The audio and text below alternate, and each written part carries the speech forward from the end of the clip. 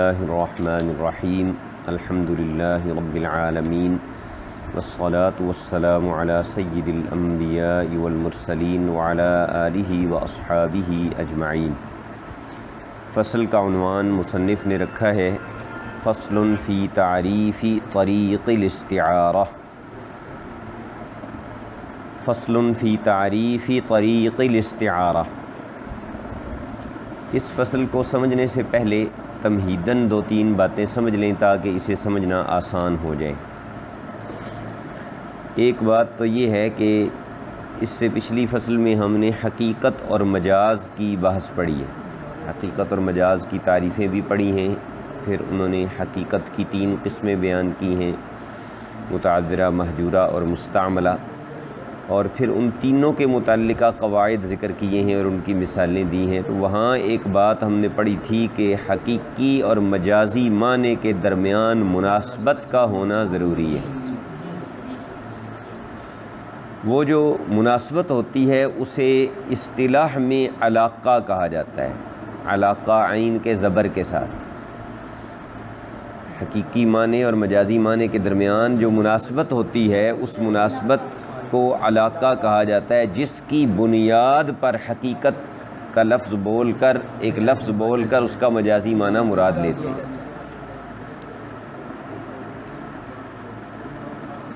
وہ کافی سارے ہیں، وہ علاقہ کوئی ایک نہیں ہے، یعنی ان کی نوعیت کے لحاظ سے ان کی بہت سی قسمیں ہیں، بہت سے تعلقات ہیں جن کی بنا پر لفظ بول کر اس کا مجازی معنی مراد لیا جاتا ہے۔ ان کو اصطلاح میں کہتے ہیں علاقات المجاز۔ ان کو کیا کہتے ہیں؟ علاقات المجاز، علاقات المجاز۔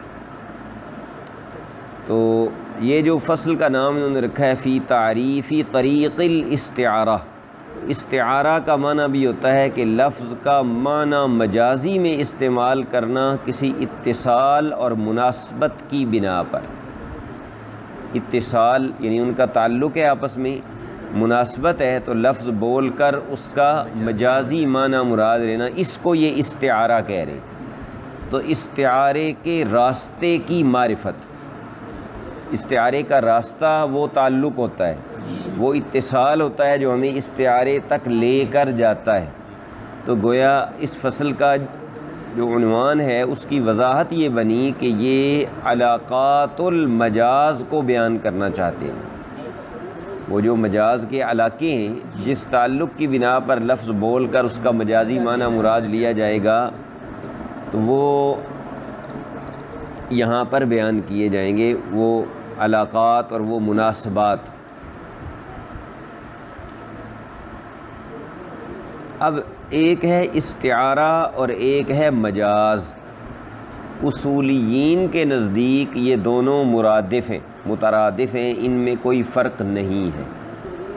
لفظ بول کر اس کا مجازی معنی مراد لیا جائے تو اس کو مجاز بھی کہتے ہیں اصولیوں کے نزدیک، اور اسی کو استعارہ بھی کہتے ہیں۔ جبکہ آگے آپ پڑھیں گے علم البیان، دروس البلاغہ میں علم المعانی پڑھ رہے ہو، علم المعانی کے بعد آگے علم البیان پڑھو گے، علم بیان کے ابتداء میں بالکل تم یہ پڑھو گے کہ بلاغیوں کے نزدیک، اہل بلاغت کے نزدیک مجاز اور استعارہ میں فرق ہے۔ اصولیین کے نزدیک مجاز اور استعارہ مترادف ہیں، ان میں کوئی فرق نہیں۔ ان دونوں کا یہی مطلب ہے کہ لفظ بول کر معنی مجازی مراد لیا جائے کسی اتصال اور مناسبت کی وجہ سے، اس کو استعارہ بھی کہا جاتا ہے، مجاز بھی۔ استعارہ کا لغوی معنی ہوتا ہے ادھار لینا، عاریت سے بنا ہے۔ استعارہ شیئن کا معنی ہوگا کسی سے کوئی چیز ادھار لے لی، معنی مجازی بھی تو ادھار ہی لیا جاتا ہے کیونکہ حقیقی معنی تو کوئی اور ہوتا ہے۔ اور مجاز کا معنی پیچھے بتایا جا چکا ہے کہ اپنی جگہ سے آگے بڑھ جانا، تجاوز کر جانا۔ اس میں بھی چونکہ حقیقی معنی سے آگے بڑھا جاتا ہے، حقیقی معنی گویا اس کا گھر ہے، لفظ کا گھر حقیقی معنی ہے۔ جب مجازی معنی مراد لیا تو گویا اپنے گھر سے آگے نکل گئے، جگہ سے آگے نکل گئے، تو اس لیے اس کو مجاز کہتے ہیں۔ تو اصولیوں اور بلاغیوں کی اصطلاح میں فرق ہے۔ اصولیین جو ہیں وہ کہتے ہیں استعارہ اور مجاز ایک ہی چیز ہے، بلاغیین کہتے ہیں کہ نہیں، ان کے درمیان فرق ہے۔ ان کے نزدیک استعارہ جو ہے نا وہ مجاز کی قسم ہے، مجاز مقسم ہے۔ وہ یہ کہتے ہیں کہ مجاز میں جو یعنی لفظ بول کر معنی غیر موصولہ مراد لیا گیا ہے نا، تو اگر وہ علاقہ تشبیہ کا ہے ان کے درمیان تو پھر اسے کہتے ہیں استعارہ، اور اگر علاقہ اس میں غیر تشبیہ کا ہے تو اسے مجاز مرسل کہا جاتا ہے۔ یعنی ایک لفظ بول کر جو معنی موصولہ کے حقیقی معنی کے علاوہ کوئی چیز مراد لی ہے، تو اگر ان کے درمیان علاقہ جو ہے وہ تشبیہ کا ہے، تشبیہ کا مطلب ہے کہ ایک چیز کو دوسری کے مشابہ قرار دیا گیا ہے، تو اس کو کہتے ہیں استعارہ۔ اور اگر علاقہ غیر تشبیہ کا ہے تو اس کو کہتے ہیں مجاز مرسل۔ اب وہ جو علاقات ہیں وہ 25 علاقات ہیں، 25 طرح کے تعلقات ہیں کہ جن میں لفظ بول کر تو غیر موصولہ معنی مراد لیا جاتا ہے۔ مثلا ایک ہے سببیت اور مسببیت، یعنی دو چیزوں میں یہ تعلق ہے کہ ایک چیز سبب ہے اور دوسری مسبب ہے، تو یہ بھی ایک علاقہ ہے کہ سبب بول کر مسبب یا مسبب بول کر سبب مراد لیا جا سکتا ہے، یہ ایک علاقہ ہے۔ سمجھ آئیے جو تشبیہ کے علاوہ علاقات ہیں۔ اسی طرح مثلا علت بول کر معلول اور معلول بول کر علت مراد لیا جائے، یہ دوسرا علاقہ ہے۔ حال بول کر محل اور محل بول کر حال مراد، حال اس چیز کو کہتے ہیں جو کسی جگہ میں اترنے والی ہو، کسی جگہ میں موجود ہو، اور جگہ کو محل کہتے ہیں۔ تو حال بول کر محل اور محل بول کر حال۔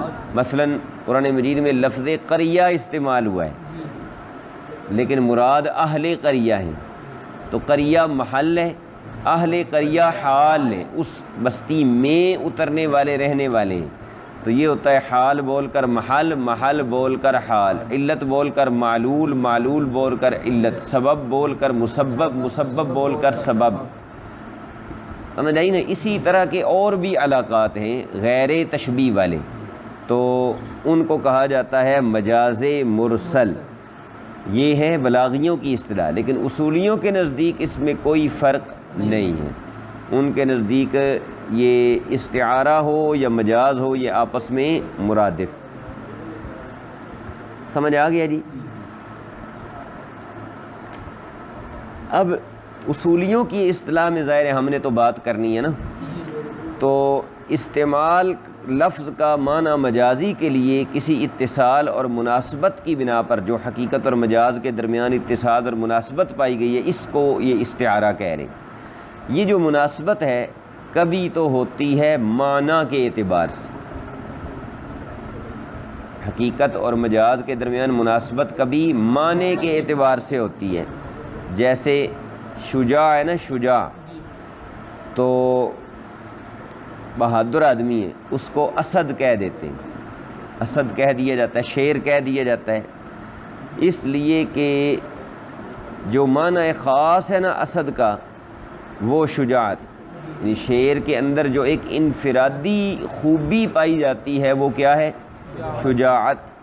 تو یہ معنی ہے نا، شیر کی ایک خوبی ہے نا، شیر کے ظاہری باڈی کا تو کوئی حصہ نہیں ہے، اس کے اندر ایک معنی پایا گیا ہے، ایک خوبی، ایک وصف پایا گیا ہے، اس مناسبت کی وجہ سے شجاع کو بھی اسد کہہ دیا جاتا ہے۔ یہ ہے مناسبت من حیث المعنی۔ اور کبھی مناسبت ہوتی ہے من حیث الذات، من حیث الذات، ذات کے اعتبار سے مناسبت۔ جیسے آپ نے نور الاضاء میں پڑھا ہے کہ بول و براز کو بھی غائط کہہ دیا جاتا ہے، پیشاب پاخانے کو بھی غائط کہتے ہیں، حالانکہ غائط کلام عرب میں اس جگہ کو کہتے ہیں جو ہموار ہو، جہاں بندہ صحیح طریقے سے بیٹھ سکے۔ چونکہ اس زمانے میں جب لوگ باہر جاتے تھے کھلی زمینوں میں قضائے حاجت کے لیے، تو وہ پیشاب پاخانے کے لیے ایسی جگہ ہی دیکھتے تھے نا کہ جہاں اطمینان سے بیٹھ کے قضائے حاجت ہو سکے۔ تو اصل میں تو غائط جگہ کو کہا جاتا ہے، اس زمین کے ٹکڑے کو یا حصے کو کہا جاتا ہے جو مطمئن ہو، یعنی ہموار ہو، سمجھ آئی ہے، جہاں اطمینان سے بیٹھا جا سکے۔ لیکن پھر وہاں بیٹھ کر جو کام کیا جاتا ہے اس کو بھی غائط کہا جانے لگا، تو یہ کوئی معنوی مناسبت تو کوئی نہیں، ٹھیک ہے، بلکہ یہ کیا ہے، ذات کے اعتبار سے ایک مناسبت پائی گئی۔ حدث کو غائط کہنا، غائط اس زمین کو کہا جاتا ہے، ان کے درمیان اتصال ہے، لیکن اتصال ذات کے اعتبار سے ہے کہ جو بھی پیشاب پخانہ کرنا چاہے گا تو وہ ارض مطمئن یا مکان مطمئن کو تلاش کرے گا، اور اس میں اب غائط کا لفظ بول کر پیشاب پخانہ جو مراد لیا جاتا ہے تو یہ اتصال ذاتی ہے ان کے درمیان، اور وہ کیا ہے، مجاورت، ان دونوں کے درمیان مجاورت آ گئی ہے نا، کہ اس جگہ پہ پہنچ کر یہ کام کیا جاتا ہے، تو وہ کام اور وہ جگہ ان کے درمیان ذات کے اعتبار سے مجاورت ہے، جگہ کی ذات اور اس فعل کی ذات یہ دونوں آپس میں مل جاتے ہیں، اس اعتبار سے ایک بول کر دوسرا مراد لیتے ہیں، یہ ذات کے اعتبار سے مجاورت۔ سمجھ آ گئی؟ اتنی بات سمجھ آ گئی کہ اتصال اور تعلق کی بنا پر ہوتا ہے یہ استعارہ، اور اتصال اور تعلق کبھی من حیث المعنی ہوتا ہے، کبھی من حیث الذات ہوتا ہے۔ اس سے آگے جو تمہید ہے جس کا سمجھنا پہلے ضروری ہے وہ یہ ہے کہ یہ استعارہ یا مجاز جو ہے اس کی دو قسمیں ہیں، ایک لغوی اور ایک عقلی، ایک لغوی اور ایک عقلی۔ لغوی یہ ہوتا ہے کہ استعمال لفظ کا غیر معبود الہ میں کیا جائے، اور عقلی یہ ہوتا ہے استعارہ کہ حکم کی نسبت غیر معبود الہ کی طرف کر دی جائے، لفظ بول کر معبود الہ مراد لیا جائے تو یہ مجاز لغوی ہے، اور حکم کی نسبت غیر من لہو کی طرف، یعنی جس کا وہ حقیقت میں فعل نہیں ہے اس کی طرف نسبت کر دی جائے تو اس کو کہتے ہیں مجاز عقلی۔ اس کی مثال دیکھو، سمجھ آئے گی بات۔ لغوی تو وہ ہو گیا نا، جیسے ابھی آپ نے پڑھا کہ اسد بول کر شجاع مراد لیا، اسد بول کر شجاع مراد لیا گیا تو یہ مجاز لغوی ہے، یہ مجاز لغوی ہے۔ اور مجاز عقلی کیا ہے؟ انبت الربیع البقل، انبت الربیع البقل، موسم بہار نے سبزہ اگایا یا سبزی اگائی، موسم بہار نے سبزی اگائی۔ اب یہاں اگانے کی نسبت لفظوں میں کی گئی ہے موسم بہار کی طرف، جبکہ حقیقتاً اگانے والا اللہ ہے، تو یہ نسبت الحکم الی غیر من لہو، حکم کی نسبت اس ذات کی طرف نہیں کی گئی جو حقیقتاً اس فعل کی فاعل ہے، بلکہ غیر من لہو کی طرف کر دی، جس کا وہ فعل حقیقتاً نہیں ہے اس کی طرف نسبت کر دی گئی ہے۔ اسے کہا جاتا ہے مجاز عقلی، مجاز عقلی، مجاز لغوی اور مجاز عقلی۔ لفظ کا غیر معنی موضوع لا میں استعمال مجاز لغوی ہے، اور حکم کی نسبت غیر من لہو کی طرف یہ مجاز عقلی ہے۔ پھر مجاز عقلی کی آگے دو قسمیں، مجاز لغوی کی، مجاز لغوی کی آگے دو قسمیں ہیں، ایک استعارہ اور ایک مجاز مرسل، ایک استعارہ اور ایک مجاز مرسل، وہی جو شروع میں بیان ہوئی ہیں کہ اگر ان کے درمیان علاقہ تشبیہ کا ہو تو مجاز ہے، اور غیر تشبیہ کا ہو تو وہ مجاز مرسل، ٹھیک ہے جی۔ اگر علاقہ تشبیہ کا ہو تو مجاز، اور غیر تشبیہ کا ہو تو پھر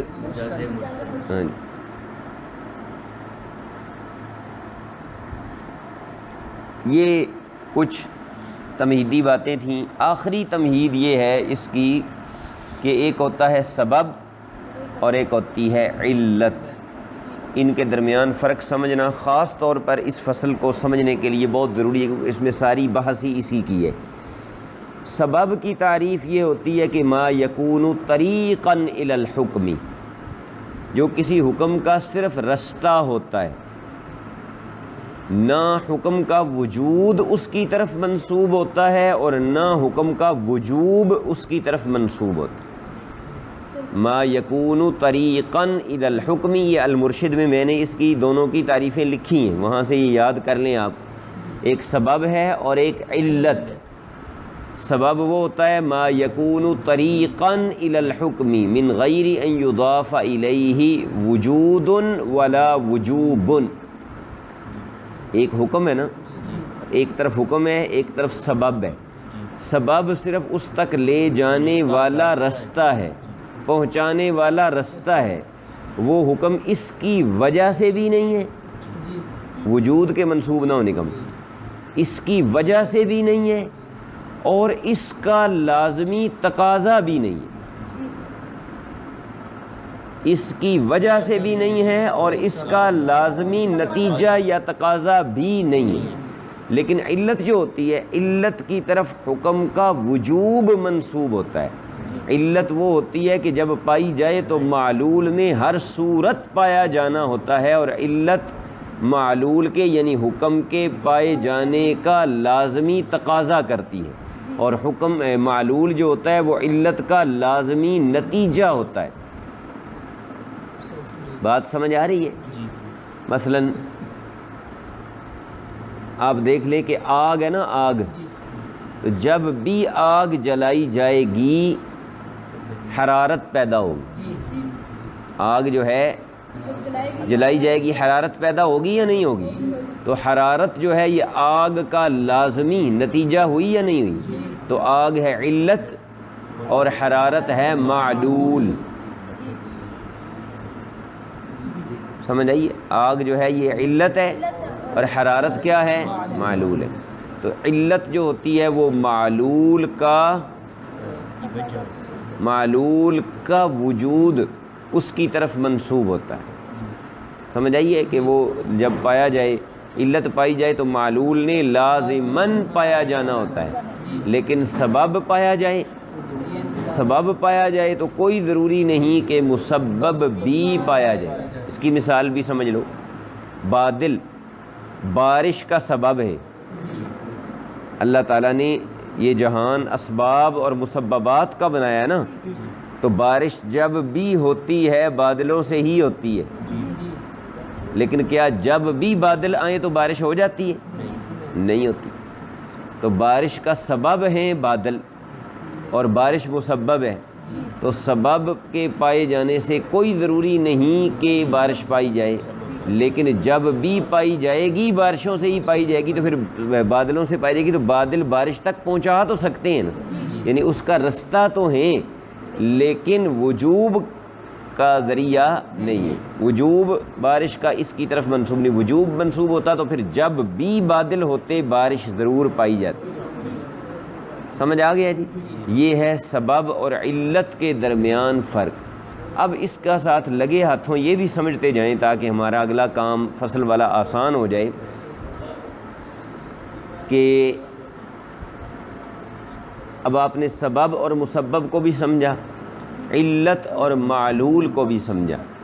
اب آپ خود یہ بتائیں، اگر آپ کو سمجھ آ گئی ہے کہ دونوں میں سے کون سا جوڑا ہے، ایک سبب مسبب ہے، ایک علت معلول ہے، ان میں سے کون سا جوڑا ہے جس کا تعلق آپس میں زیادہ گہرا ہے؟ علت معلول۔ علت اور معلول کا تعلق زیادہ کلوز ہے، زیادہ گہرا ہے، جبکہ سبب اور مسبب کا تعلق اتنا گہرا نہیں۔ سمجھ آ گئی جی؟ یہ تھی، یہاں تک تھی ساری تمہید، یعنی اس میں ہم نے اصولیوں کی اصطلاح سمجھی، پھر بلاغیوں کی اصطلاح سمجھی۔ اصولیوں کے نزدیک مترادف ہیں استعارہ اور مجاز، بلاغیوں کے نزدیک فرق ہے، ان کے نزدیک فرق کیا ہے، اور پھر جو ہے نا مجاز کی آگے اقسام، ایک مجاز لغوی ہوتا ہے، ایک مجاز عقلی ہوتا ہے، اور پھر جو مناسبت ہے کبھی من حیث المعنی ہوتی ہے اور کبھی من حیث الذات ہوتی ہے۔ اب اس کے بعد آ جائیں فصل کی طرف۔ یہ کیا کہہ رہے ہیں؟ کہتے ہیں کہ احکام شرع میں جو استعارہ ہوتا ہے، احکام شرع میں استعارہ یعنی شریعت کے احکام میں استعارہ لفظ بول کر تو غیر معبود الہ مراد لینا، معنی موضوع الہ کے علاوہ کوئی اور معنی مراد لینا، یہ مضطرد ہے بطریقین، مضطردۃ بطریقین۔ مضطردۃ کا مطلب ہے کہ یہ پایا جاتا ہے دو طریقوں سے، یہ دو طریقوں سے پایا جاتا ہے۔ ایک ہے اتصال بین العلت والحکم، اور ایک ہے اتصال بین السبب المحض والحکم، یعنی گویا ایک ہے علت اور معلول کا استعارہ اور ایک ہے سبب اور مسبب کا استعارہ۔ یہ دو طریقوں پر یہ مضطرد ہے۔ مضطرد کا مطلب ہے کہ جہاں بھی علیت یا سببیت پائی جائے گی وہاں یہ استعارہ صحیح ہو سکے گا، جہاں بھی پائی جائے گی، جہاں بھی پائی جائے گی۔ مضطرد اضطراد سے بنا ہے، اضطراد کا معنی ہوتا ہے جامع ہونا، سمجھ آئیے نا، جامع ہونا، یعنی ہر جگہ پر جہاں بھی علیت سببیت پائی جائے گی تو وہاں یہ استعارہ پایا جا سکے گا۔ سمجھ آ گیا؟ کون سا استعارہ؟ یعنی علت معلول کے درمیان یا سبب اور مسبب کے درمیان، لیکن ان میں فرق ہے، کیونکہ ابھی ہم سمجھ چکے تمہید میں کہ علت کا معلول کے ساتھ تعلق زیادہ گہرا ہوتا ہے، سبب کا مسبب کے ساتھ اس طرح گہرا نہیں ہوتا۔ لہٰذا جو پہلا طریق ہے نا، پہلا طریق ہے، یہ دو طریق بن گئے نا، ایک طریق کیا ہے کہ علت اور حکم کے درمیان، اور دوسرا ہے سبب محض اور حکم کے درمیان۔ پہلا یعنی علت اور حکم کے درمیان جو اتصال ہے یہ دونوں جانب سے استعارہ کی صحت کا موجب ہے، دونوں طرفوں سے استعارے کو لازماً صحیح قرار دیتا ہے۔ کیا مطلب دونوں طرف سے؟ علت بول کر معلول یا معلول بول کر علت، چونکہ تعلق بہت گہرا ہے۔ آپ غور کریں نا، ایک چیز ایسی ہے کہ جب بھی وہ پائی جائے تو دوسری ضرور پائی جاتی ہے، تو پھر کوئی اس کو نہ بھی دیکھ رہا ہو۔ ایک بندہ کمرے میں بیٹھا ہوا ہے، ایک بندہ کمرے میں بیٹھا ہوا ہے، اسے دھواں نظر آ رہا ہے، دھواں، تو کیا دھوئیں کے علم سے لازماً اسے آگ کا علم آئے گا؟ نہیں آئے گا، بالکل آئے گا، کیونکہ دھواں بغیر آگ کے نہیں پایا جا سکتا۔ سمجھ آ رہی ہے بات؟ تو اس لیے وہاں چونکہ تعلق اتنا گہرا ہے کہ استعارہ من الجانبین ہوتا ہے، علت بول کر معلول اور معلول بول کر علت، ٹھیک ہے؟ نہیں، اصل کا فرع کے لیے استعارہ، فرع کا اصل کے لیے استعارہ۔ لیکن دوسرا جو ہے نا وہ ایک طرف سے صحت کو واجب کرتا ہے، یعنی سبب بول کر تو حکم مراد لیا جا سکتا ہے، حکم بول کر سبب مراد نہیں لیا جا سکتا، اصل بول کر فرع تو مراد ہو سکتی ہے، اصل ہے سبب، فرع ہے اس کا مسبب، مسبب جو ہے وہ فرع ہے، اصل بول کر فرع مراد لی جا سکتی ہے لیکن فرع بول کر اصل مراد نہیں لی جا سکتی، سبب بول کر حکم مراد لیا جا سکتا ہے، حکم بول کر سبب مراد نہیں لیا جا سکتا۔ یہ قاعدہ بیان کیا انہوں نے۔ اب اس کی مثالیں دیں گے تو بات مزید واضح ہو جائے گی۔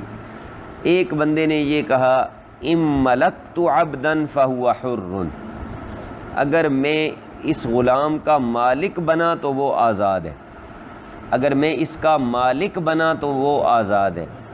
اب وہ غلام تھا دو بندوں کا، دو بندے مشترکہ طور پر اس کے مالک تھے، آدھا مالک ایک تھا، آدھا مالک دوسرا تھا۔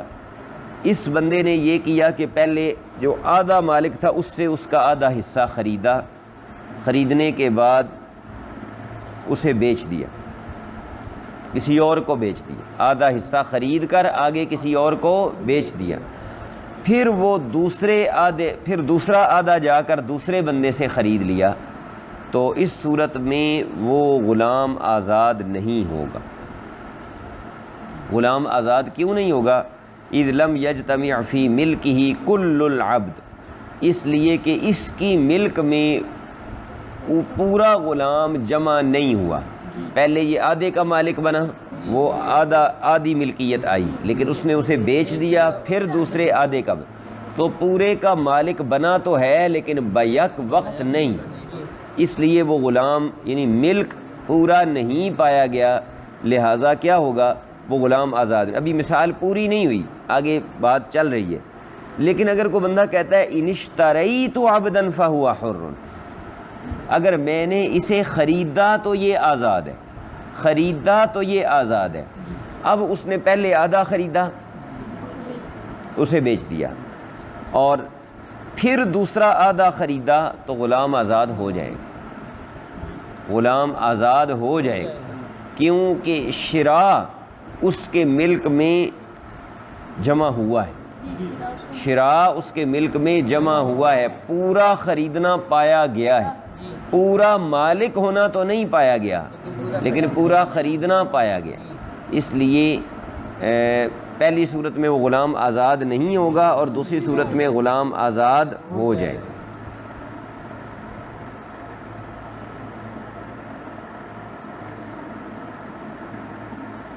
کیوں؟ فرق کیا ہے دیکھیں.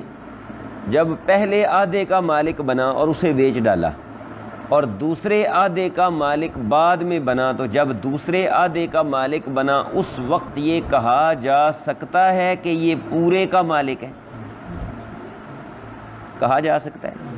لیکن جب پہلے آدھے کو خریدا، یہاں صفت خریدنا ہے، بے شک اس کو بیچ دیا، لیکن جب دوسرے آدھے کو خریدا تو اب یہ کہا جا سکتا ہے کہ اس نے خریداری پورے کی ہے، کیونکہ یہاں بات خریداری کی ہو رہی، وہاں بات مالک رہنے کی ہو رہی ہے.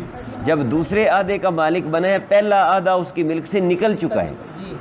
سمجھ آئی نا؟ اس لیے پہلی صورت میں غلام آزاد نہیں ہوگا، کیونکہ وہ جو شرط تھی وہ نہیں پائی. حریت کی شرط تھی ملک، پورا ملک، وہ نہیں پایا گیا. یہاں حریت کی شرط ہے پورا شراء، پورا خریدنا، اور وہ پایا گیا. لیکن ابھی جو ہماری بات ہے وہ نہیں آئی، جو بات وہ سمجھانا چاہتے ہیں وہ اس سے آگے ہے. وہ کیا ہے؟ وہ یہ ہے کہ پہلے صورت میں اس نے الفاظ استعمال کیے ملک کے، دوسری صورت میں کیے شراء کے. اب اگر وہ ملک بول کر شراء مراد لے لے یا شراء بول کر ملک مراد لے، پہلی صورت میں الفاظ بولے ملک کے، ان ملکت عبدا فہو حر، لیکن وہ کہتا ہے کہ میری مراد ملک سے شراء تھا، خریدنا تھا. سمجھ آ گئی ہے؟ یا دوسری صورت میں لفظ شراء کے بولے اور وہ کہتا ہے میری مراد اس سے ملک ہے، تو کیا یہ جائز ہے استعارہ؟ یہ استعارہ بالکل درست ہے اور دونوں جانبوں سے درست. ملک بول کر شراء اور شراء بول کر ملک مراد لینا یہ بالکل درست ہے. نیت ٹھیک ہے بطریق مجاز، کیونکہ شراء ملک کی علت ہے. شریعت نے خرید و فروخت اسی لیے رکھی ہے کہ لوگ چیزوں کے مالک بنے، اور جب کوئی بندہ کسی چیز کو خریدتا ہے تو کیا لازمی نتیجہ اس کا ملک ہے یا نہیں ہے؟ آپ کوئی چیز خریدتے ہیں تو اس کا لازمی نتیجہ یہ نہیں ہے کہ آپ اس چیز کے مالک بن جاتے ہیں. تو شراء جو ہے یہ ہے علت اور ملک ہے معلول، اور علت اور معلول میں استعارہ دونوں جانبوں سے صحیح ہوتا ہے. علت بول کر معلول، معلول بول کر علت، لہذا شراء بول کر ملک مراد لیجئے، ملک بول کر شراء مراد لیا جائے، ٹھیک ہے. اب جب اس نے پہلی صورت میں ملک بول کر ملک مراد لی تھی تو غلام آزاد نہیں ہوا تھا. لیکن اگر وہ وہاں کہے کہ ملک بول کر میری مراد شراء تھی، غلام آزاد ہو جائے گا. دوسری صورت میں شراء بول کر شراء مراد لی تھی، غلام آزاد ہوا تھا. اگر وہ کہے کہ شراء بول کر میری مراد ملک ہے تو یہ استعارہ بھی ٹھیک ہوگا، یہ استعارہ بھی ٹھیک ہونا چاہیے، یہ استعارہ بھی ٹھیک ہونا چاہیے اور غلام کو آزاد نہیں ہونا چاہیے. سمجھ آ گئی ہے؟ یہ اتنی ساری لمبی مثال سے انہوں نے اس قاعدے کے پہلے حصے کی مثال دی ہے. کیا کہ استعارہ جو علت اور حکم کے درمیان ہوتا ہے وہ من الجانبین ہوتا ہے، علت بول کر حکم اور حکم بول کر علت، دونوں مراد لینے درست ہوتے ہیں۔ سمجھ آ گئی ہے؟ لیکن ایک اور رکاوٹ بن گئی ہے یہاں پر، جس وجہ سے اگر وہ ملک بول کر شراء مراد لے وہ تو ٹھیک ہے، لیکن شراء بول کر ملک مراد لے تو وہ ٹھیک نہیں ہے، ایک رکاوٹ کی وجہ سے۔ ذاتی طور پر یہ دونوں استعارے درست ہیں، دونوں استعاروں میں کوئی مسئلہ نہیں ہے، من الجانبین درست، لیکن ایک اور رکاوٹ آ گئی ہے، شرعی رکاوٹ۔ وہ رکاوٹ کیا ہے اس کے لیے بھی تمہید سمجھنا ضروری ہے۔ وہ یہ ہے کہ جب کوئی بندہ اپنے کسی قول سے ایسی نیت بتائے کہ جس سے اس کے حق میں تخفیف ثابت ہوتی ہو، چھوٹ ثابت ہوتی ہو، اور اس کے لیے کوئی سہولت اور آسانی کا دروازہ نکلتا ہو، تو یہ نیت مراد لے کر وہ اپنے آپ کو محل تہمت بنا رہا۔ محل تہمت کا مطلب یہ کہ اس پر یہ شک پڑ گیا ہے کہ اس نے اپنا فائدہ کرنے کے لیے شاید یہ نیت بتا دی ہو، اس کی یہ نیت نہ ہو، تو جہاں تہمت والا معنی پایا جائے وہاں بندے کی تصدیق نہیں کی جاتی۔ بندہ اپنے ہی قول میں جہاں متہم ہو، یعنی یہ اس پر شک پڑ جائے کہ یہ شاید اپنے آپ کو بچانے کے لیے یہ معنی مراد لے رہا ہے، تو وہاں اس کی تصدیق نہیں کی جاتی۔ سمجھ آئیے؟ یعنی وہاں اس کی قضاءً تصدیق نہیں کی جاتی۔ دیانتاً اور چیز ہوتی ہے، قضاءً اور ہوتی ہے۔ قضاءً کا معنی ہے کہ ہم فیصلہ کیا کریں گے، اور دیانت کا معنی ہے کہ اس کے اندر کیا ہے۔ اندر والی بات کو تو ہم نہیں چھیڑیں گے، دل کی بات کو تو ہم نہیں جانتے کہ کیا تھا، لیکن چونکہ بظاہر اس کی جو نیت وہ بتا رہا ہے، اس نیت میں اس پر یہ شک پڑ سکتا ہے کہ اس نے اپنے آپ کو بچانے کے لیے ایسا کیا ہے، لہٰذا قضاء یعنی ججمنٹ میں، فیصلے میں ہم اس کی بات کا اعتبار نہیں کریں۔ یہاں بھی دیکھو کہ اگر وہ شراء بول کر ملک مراد لے تو وہ غلام آزادی سے بچ رہا ہے، آزاد نہیں ہو رہا، تو یہاں اس پر یہ تہمت، یہ شک ثابت ہو جاتا ہے کہ ہو سکتا ہے وہ اپنے غلام کو آزادی سے بچانے کے لیے یہ کہہ رہا ہو کہ میں نے لفظ تو شراء کے بولے ہیں لیکن میں نے مراد ملک لی ہے۔ یہ اس پر لگ گئی تہمت۔ تہمت سے مراد بار بار بتا رہا ہوں شک پڑ گیا ہے، ڈاؤٹ فل ہو گیا ہے معاملہ، لہذا ہم کہیں گے کہ اس وجہ سے یہ استعارہ صحیح نہیں، ورنہ قاعدہ وہی ہے کہ علت معلول کے درمیان استعارہ من الجانبین صحیح ہوتا ہے۔ سمجھ آئی؟ تو اگر اس کو دیکھیں تو پھر ملک بول کر شراء اور شراء بول کر ملک دونوں مراد لینے درست ہونے چاہیے، اور ذاتی طور پر وہ درست بھی ہیں۔ یہاں جو شراء بول کر ملک مراد نہیں لیا جا سکتا تو وہ ہم کہتے ہیں ایک شرعی عذر ہے، ایک رکاوٹ ہے، اور وہ یہ ہے کہ جب بندہ متہم ہو جائے، اس پر شک پڑ جائے، تو پھر اس کی تصدیق معاملہ تخفیف میں نہیں کی جاتی، کہ جہاں اس کی ذات کے معاملے میں تخفیف ثابت ہو رہی۔ سمجھ آ رہی ہے؟ دوسری مثال دیکھیں گے تو اور زیادہ معاملہ واضح ہو جائے گا۔ وہ یہ ہے کہ یہ سبب اور حکم کی اب دے رہے ہیں، پہلے علت اور حکم کی دی، سبب اور حکم۔ ایک بندے نے اپنی بیوی کو کہا حررتکی، میں نے تجھے آزاد کیا۔ حرر یحرر کا معنی کیا ہے؟ آزاد کرنا، آزاد کیا جاتا ہے لونڈیوں غلاموں۔ سمجھ آئی؟ اور یہ تو بیوی تھی، لفظ بولے آزادی والے، وہ کہتا ہے مراد میری اس سے طلاق، آزادی بول کر طلاق مراد لے رہا ہے، تو یہ استعارہ ہے نا، آزادی کا حقیقی معنی تو طلاق نہیں نہ ہوتا۔ یہ ٹھیک ہے، اس لیے کہ تحریر کا لفظ اپنے حقیقی معنی کے ساتھ تو زائل کرتا ہے ملک رقبہ کو، جو ہوتا ہے نا آقا، اس کو لونڈی یا غلام پر جو ڈائریکٹلی جو ملک ثابت ہوتا ہے وہ ملک رقبہ ہوتا ہے، وہ اس کی گردن کا مالک ہوتا ہے۔ گردن سے مراد ہے ذات کا۔ سمجھ آئی ہے نا؟ اس کو جو اس کے اوپر اونرشپ حاصل ہوتی ہے، ملکیت حاصل ہوتی ہے، وہ اصل میں تو ذات کی ہوتی ہے، لیکن شریعت نے یہ کہا ہے کہ لونڈی میں بغیر نکاح کے بھی وہ اس سے متمتع ہو سکتا ہے، اس سے وطی کر سکتا ہے، تو پھر اصل میں تو ثابت ہوتا ہے ملک رقبہ۔ جب مالک ہوتے ہیں آپ تو رقبہ کے مالک ہوتے ہیں، رقبہ سے آگے انڈائریکٹلی ملک بضع، ملک بضع کہتے ہیں وطی کا حق، اس سے جسمانی تعلق رکھنے کا حق، یہ اس کے ذریعے سے ثابت ہوتا ہے، ہوتا تو ہے نا۔ تو لہذا جب کوئی بندہ آزاد کرتا ہے کسی کو، آزاد کرنے میں پہلے تو زائل ہوتا ہے، ختم ہوتا ہے ملک رقبہ، ملک رقبہ، ملک رقبہ ختم ہوتا ہے تو ملک بضع بھی ختم ہوتا ہے۔ تو پھر تحریر یعنی آزادی ملک بضع کے ختم ہونے کا سبب بنی یا نہ بنی؟ بن گئی نا، ٹھیک ہے۔ اور طلاق میں بھی کیا ختم کیا جاتا ہے؟ طلاق میں بھی ملک بضع ہی ختم کیا جاتا ہے، خامند طلاق دے کر اس سے وطی کا اپنا حق ختم کر رہا ہوتا ہے، ایسا ہی ہے نا۔ تو پھر تحریر بول کر ملک بضع کا زوال مراد لینا یہ درست ہے، یہ درست ہے، کیونکہ یہ زوال ملک متع کا سبب ہے، زوال ملک متع کا سبب ہے۔ اب یہاں ایک اور بات بھی ہے، اگرچہ وہ زیادہ تفصیل تو اس کی آگے حسامی میں یا نور الانوار میں آپ پڑھیں گے، لیکن اس کو سمجھ لینا بھی بڑا ضروری۔ یہ جو ہم نے دو چیزیں آج ڈسکس کی ہیں نا، سبب اور علت، ان میں ہم نے یہ اچھی طرح سمجھا ہے کہ سبب کا تعلق حکم سے دور کا ہوتا ہے، علت کا حکم کلوز ہوتا ہے، تعلق کلوز ہوتا ہے۔ اب یہ دیکھیں، یعنی یہ تعلق ہے، گویا یہ حکم ہے نا، بعض اوقات دو ہی چیزیں پائی جا رہی ہوتی ہیں، ایک حکم اور ایک دور والے تعلق والی چیز یعنی سبب۔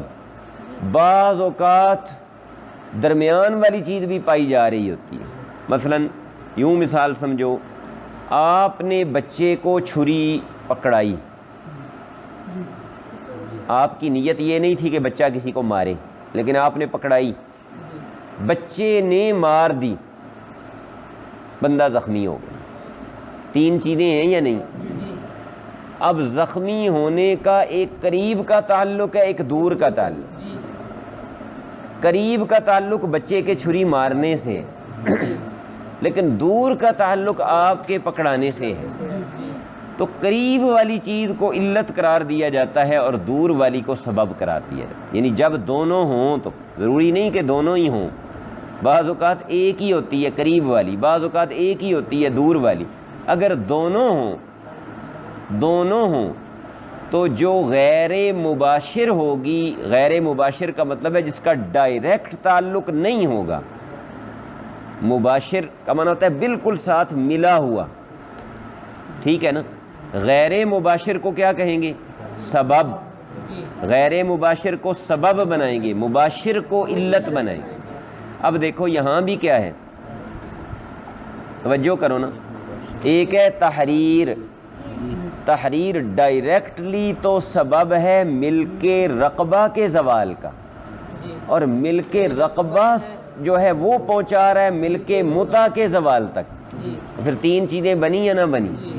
تو ملک متع کا اور تحریر کا آپس میں دور کا تعلق بنا، لہذا یہ سبب بنے گا، علت نہیں بنے گا۔ سمجھ آ گئی؟ سبب اور حکم، سبب کیا ہے؟ تحریر، حکم کیا ہے؟ زوال ملک متع یا ملک بضع، ایک ہی چیز ہے۔ یہ متع رافضیوں والا نہیں ہے، یہاں متع کا معنی ہے تمتع، یعنی لطف اندوز ہونا، جسمانی فائدہ اٹھانا۔ سمجھ آ گیا؟ تو جب یہ سبب اور حکم بنے تو سبب اور حکم کا استعارہ تو ایک طرف سے ہوتا ہے نا، سبب بول کر حکم مراد لینا درست ہوتا ہے، حکم بول کر سبب مراد لینا درست نہیں ہوتا، لہٰذا وہ خاوند لفظ تحریر بول کر اگر طلاق یعنی زوال ملک بضع مراد لے رہا ہے تو یہ درست ہے، یہ درست ہے، کیونکہ تحریر سبب ہے نا زوال ملک بضع کا۔ سمجھ آئی؟ تو تحریر بول کر وہ طلاق مراد لے رہا ہے، کیونکہ طلاق بھی تو زوال ملک بضع ہے نا، تو تحریر بول کر اگر طلاق مراد لے لیا تو یہ بالکل درست ہوگا۔ ٹھیک ہے، لیکن اگر وہ طلاق بول کر تحریر مراد لے، لونڈی تھی لونڈی، اس کو کہا کہ میں نے تجھے طلاق دی، اور کہتا ہے کہ طلاق بول کر میری مراد آزادی تھی، یہ دوسری طرف سے یہی استعارہ ہوگا نا۔ کوئی بات سمجھ آ رہی ہے کو نہیں آ رہی؟ بھئی ایک طرف سے استعارہ کیا ہے کہ تحریر بولی طلاق مراد، دوسری طرف سے کیا ہوگا؟ طلاق بول کے تحریر۔ یہ ٹھیک نہیں ہوگا، لا یصح، یہ ٹھیک نہیں ہوگا، کیونکہ سبب اور حکم میں استعارہ ایک جانب سے، ادھر سے استعارہ ادھر ٹھیک ہوتا ہے، ادھر سے ادھر ٹھیک نہیں ہوتا۔ سمجھ آ رہی ہے بات؟ یعنی سبب بول کر تو حکم مراد لے سکتے ہیں، حکم بول کر سبب مراد نہیں لے سکتے۔ اب اس پر ایک اعتراض بھی ہے اور اس کی اور مثالیں بھی ہیں، لیکن چونکہ آج تمہید ہی کافی لمبی ہو گئی تھی، اس لیے آج اس کو یہیں پہ روکتے ہیں۔ آپ اس کا اچھی طرح آپس میں تکرار کریں، خاص طور پہ جو تمہید میں باتیں بتائی ہیں اور جو طریق آپ نے دو پڑھے ہیں، ان کا صحیح طرح کر کے تکرار کریں آپس میں، تاکہ یہ باتیں ذہن نشین ہوں اور آگے ہم بڑھ سکیں۔